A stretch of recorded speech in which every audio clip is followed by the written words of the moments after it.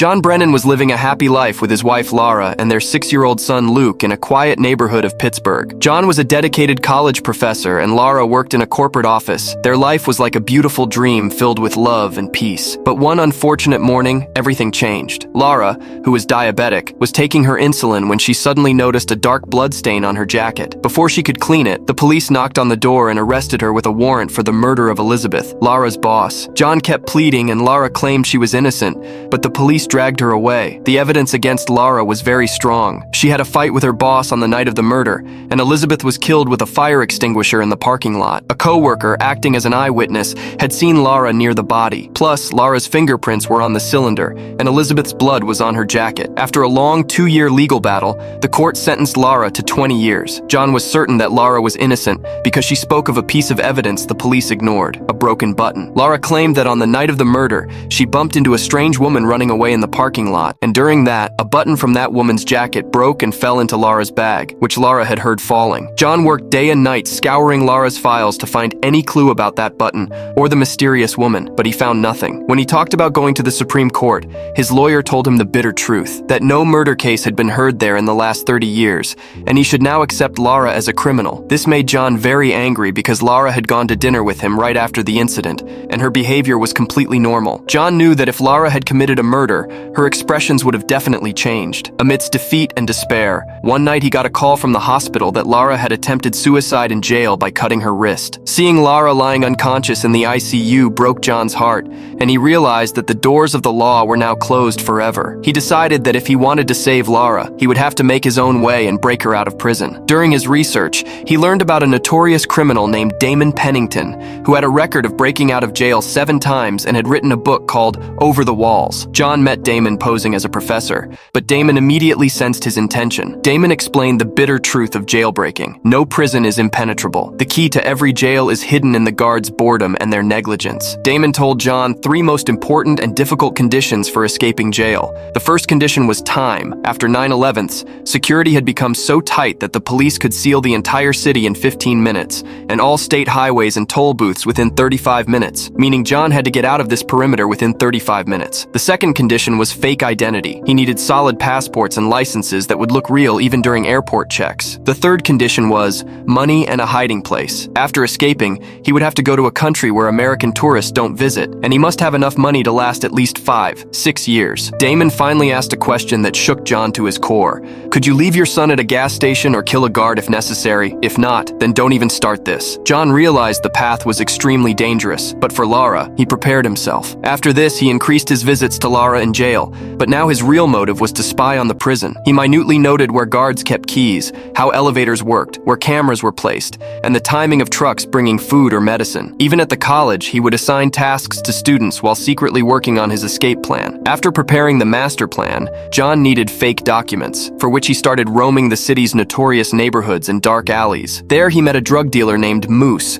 who sent him to the Lafayette Hotel to meet Harv, but it was a trap. As soon as John reached the alley behind the hotel, Moose and Harv attacked him, beat him brutally, and snatched all his money. Bloodied, John returned home and calmly cleaned his wounds, knowing he would face even bigger challenges in this mission. For money, he even sold his home's valuables, the bookshelf, mirror, and his desk. Meanwhile, a man named Mike approached John, who had witnessed the attack by Moose and promised to make fake documents for a heavy price. John was low on cash, yet he took the risk and contacted a real estate agent to sell his house. He also bought an unlicensed gun for protection. Finally, Mike gave him essential documents like a fake passport, driving license, and social security card. John's next goal was to open the prison locks, for which he learned to make a bump key by watching online videos, and successfully tested it on his own front door. John reached the jail to meet Lara with his bump key, where he cleared security, but the real challenge was near the elevator. Taking a chance, he inserted the key into the elevator lock, but it wouldn't turn and broke inside the lock when he applied force. John's blood ran cold. He struggled to push the key fragment into a crack in the floor. The jail in charge grew suspicious, sounded the alarm,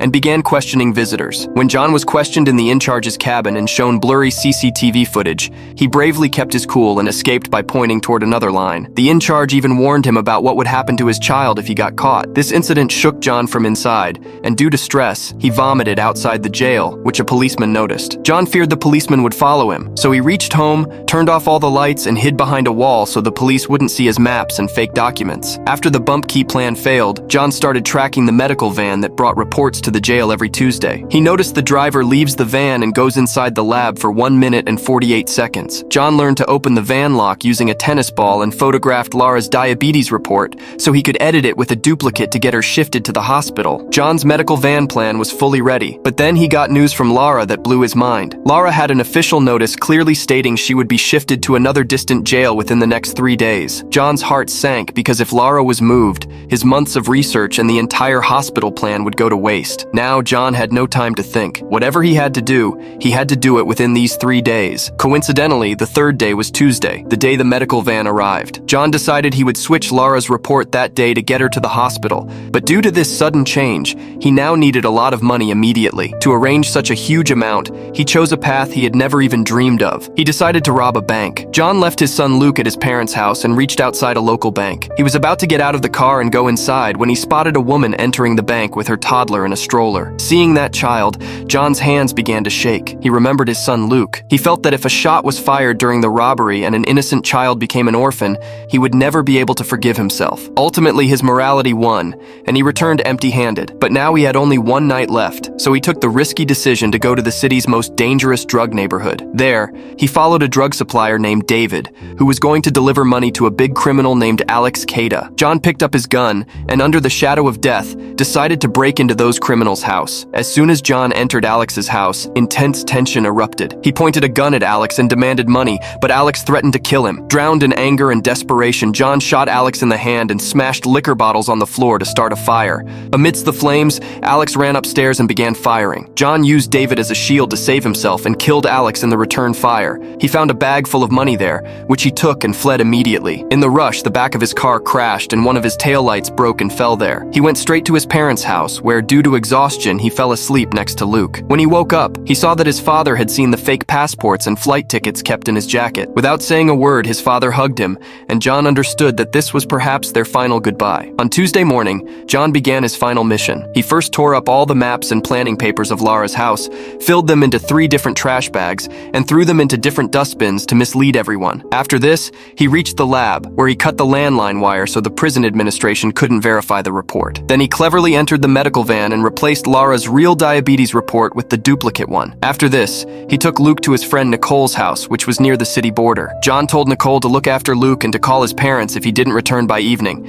John's plan was to rescue Lara and get out of the city in 15 minutes, then pick up Luke from Nicole's and cross the state border in the next 35 minutes. On the other hand, the police investigation had intensified. The clue of the broken taillight found at Alex's house led the police to John's name. Police head Nabulsi was a very shrewd officer. As soon as he saw John's name in the database, everything started to make sense to him. Meanwhile, seeing Lara's forged report caused a stir in the jail, and she was hurriedly shifted to a government hospital via ambulance. John was following the ambulance, hiding in his car. When the police reached John's empty house and saw the tape marks on the walls, Nabulsi's suspicion turned into certainty. As soon as he got news of Lara being taken to the hospital, he immediately alerted the security team that this could be John's move. John had already entered the hospital disguised as a doctor. As soon as he entered the hospital room, John pointed his gun at the police guards. Lara started screaming, seeing him in this crazy situation. But without wasting time, John snatched the policemen's phones and had the nurse tie their hands. He gave Lara a white coat, but Lara was in terror and refused to run. John looked into her eyes and said that if they didn't run today, Luke would be an orphan forever. Finally, Lara agreed. As they left the corridor, the receptionist recognized them and started shouting, "Security!" John and Lara ran toward the elevator,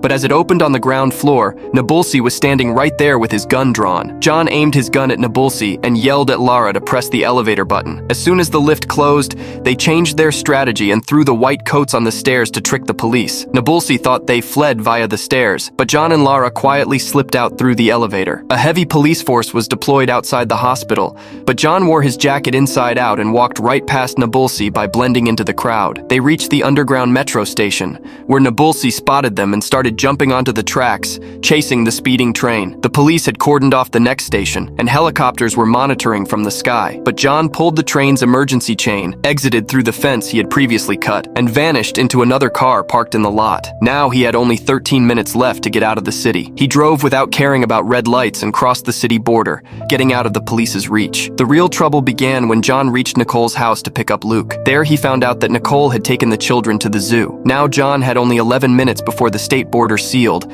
while reaching the zoo would take 17 minutes. John drove at a deadly speed and reached the zoo in 9 minutes. Time was running out, and the police had started checkpoints everywhere. John had to make a harsh decision: save his son or flee with his wife. For a moment, he turned the car toward the border, which broke Lara so much that she tried to kill herself by jumping from the moving car. John held her and realized they couldn't go anywhere without Luke. He went back to the zoo, picked up Luke, and was now stuck in a situation where all exits were closed. John heard on the radio that the police were stopping cars containing a couple and a small child. He knew the police were also stationed at the train station. Just then, an idea struck him. He gave a lift to an elderly couple from the railway station in his car. When his car reached the state toll booth, the police saw 5 people in the car instead of 3. They thought it was a normal family and let them cross the border without a search. John went straight to the airport where he used the fake passports. Luck was on his side. While he was checking in, the wanted list hadn't refreshed. Just as he cleared the security perimeter, his photo flashed on the screen, but by then it was too late. The police found photos of palaces in Haiti from the trash John had thrown away,